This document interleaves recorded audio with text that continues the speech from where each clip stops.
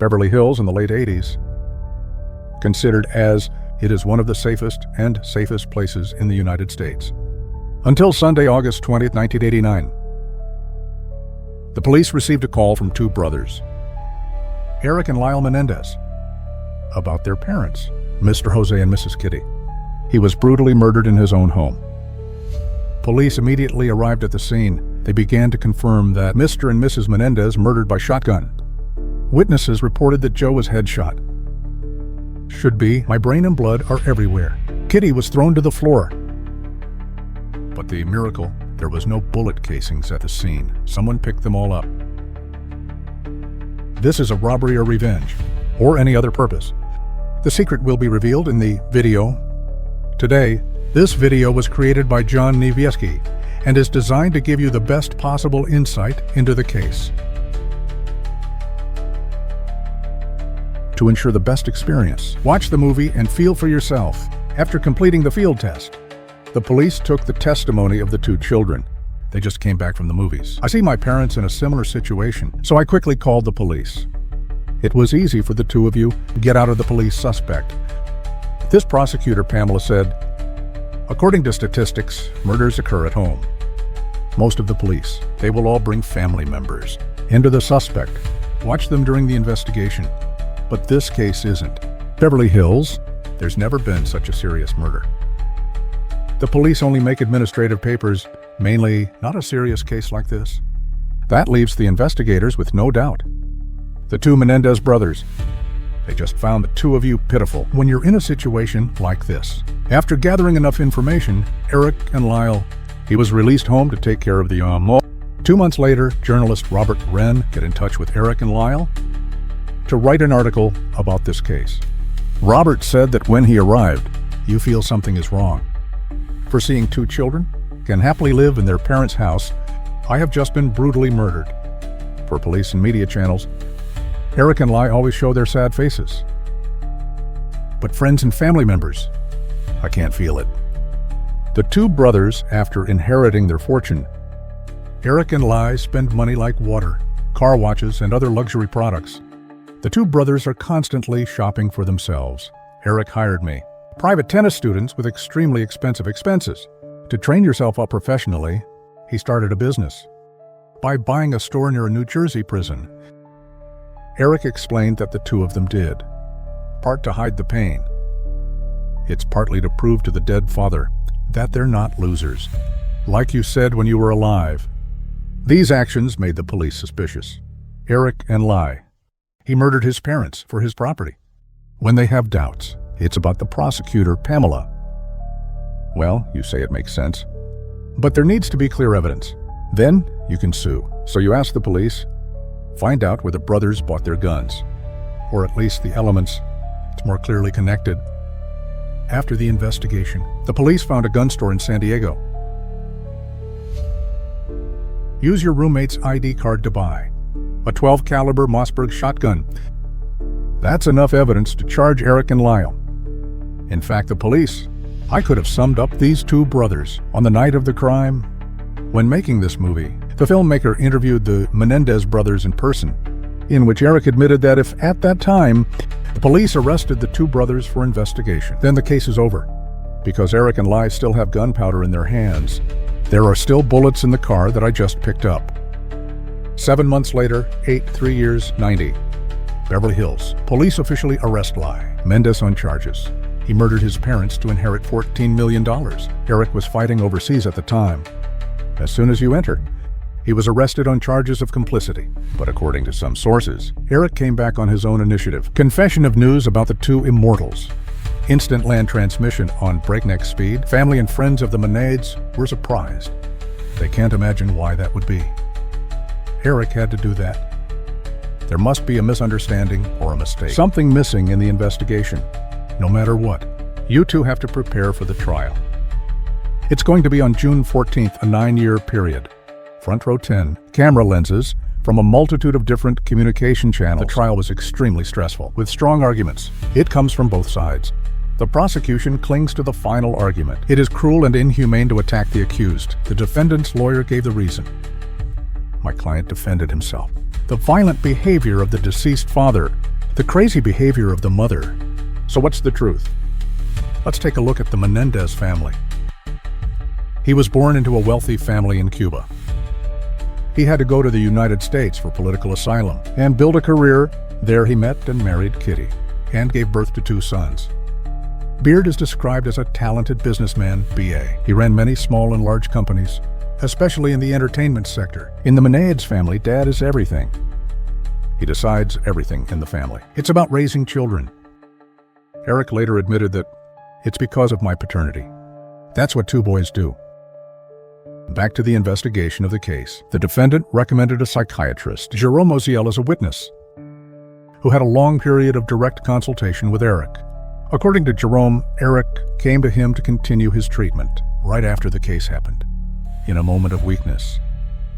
He confessed to his crime, and he, both for the money and out of my control. You always put pressure on the 2 of you. You can see the doctor. This Jerome is on the side of the 2 defendants to prove the arguments of the defense lawyers. In fact, he's doing it all for the money. As soon as he heard Erik's confession, he called live. Give a recording of Erik pleading guilty and blackmailing the brothers. If this is true, Jerome has seriously violated his professional ethics, namely to disclose confidential information. It is very easy for a patient to be affected by the practice. But it's clear Jerome was undeterred by this decision, because it's not the first time. When you get Joe, I chose to be a therapist for my 2 children. At any time, what do they have to say about their father? Jerome will tell Joe to make it easier for him to manage the children. During the course of the trials, the police succeeded. The 2 Menendez brothers escaped from camp 7 times, when 6 checked Erik's cell and the glass, and detect letters of communication between them. In fact, these are Lyle's emotional letters. Right for Erik, but for the police. Here's a confession of what they did. But things like this only complicate things. The lawyers, too, you 2 should be more careful. And they've contacted industry experts to ask for help. However, when reading the case file, and reach out to people related to the circumstances of the defendants in the very contradictory behavior of Erik and Lyle, the experts didn't help much either. So the lawyers tried to stick to the argument. The actions of the 2 brothers began from the desire to be liberated from the evil of the father, but on. In fact, this argument is not clear. I can't confirm Mr. Joe. Is he a bad father or not? But for Erik and the line, their childhood was a series of heavy and depressed days when faced with tremendous pressure from my father's ideal image, a man who makes good money. Broad sex wife, beautiful son, good. A typical American family at the time. As of September 11, 1993, the trial of the Menendez brothers was up to 37 days. With what happened, experts say the 2 will have to deal with from life to death. The day to go to court directly. The lawyers are special. I told my clients to cry. He told me what happened.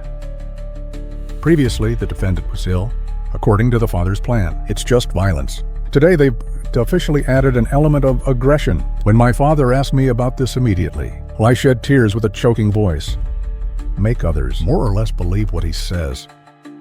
Thanks to this wise move, the defendant has regained most of his trust from the jury. End of the next live interview. Erik's next. Similar to Lyle, Erik was also guided. Use tears to win people's hearts. I don't know if you 2 have practiced before or learning to act, but watching them cry is real. With live video footage, then we can be easy. I'm feeling what the 2 of you are saying. But in the eyes of experts, then everything is contradictory. Erik and Lyle. There are no signs, often seen by victims, been abused since childhood, especially those who have a place in society. Bisexual bias is almost equal, not Lyle's testimony. And Erik in court was very psychologically problematic. Common trends in victims of abuse. We'll try to find a way to leave that hell on earth. But not for these brothers. After taking action, they're shopping for everything, then living in the house. It's like nothing ever happened. It's very contradictory. The motivation can be contradictory, but what happened that night was terrifying, and there's no denying it. I can't tell you the details of the case because of community rules, but I can summarize it. It's easy to imagine. The unscrupulous callousness that these 2 brothers did to free myself. After going to San Diego to buy a shotgun, 2 brothers come home and have an argument with their parents. Erik was sent upstairs to wait for him to talk about Lyle. He went to the entertainment room to watch a movie with his wife. Lyle thought that if I walked out of the room, they will be killed immediately. So he ran upstairs to tell Erik, "Let's get the gun together." He decided to kill his father first. Then it was the mother's turn. The mother didn't pierce the apple. I tried to crawl out of there but couldn't. So 2 parents were killed by 2 sons. Go back to your ancestors. To make an alibi, lie. And Erik cycling to stamping afternoon movies. Come in and see if nothing happened. After watching it, they tried to destroy the weapon. Drive home and call the police. The only thing missing in the case, this is the motive for both. In the case of a successful defense, it is highly likely that both will avoid the highest sentence. Many people follow the case. The case is on the side of the Menendez brothers. It's partly because of 2 handsome people, and some of them believe that it's a kind of behavior, self-defense, but from a legal perspective, it's called imperfect self-defense. So the judge believes this to convict. The sentence of your charge will be reduced to manslaughter. On December 8, 1993, the trial is officially over. 2 parties to the proceedings will have to make a final editorial, wait for the jury to make a decision. Judge, the jury looked back and analyzed it. This case went on for days. Until a month later, the final decision has been made, because it's up to you to decide the extent of your crime. So the jury didn't have a say in making a final judgment.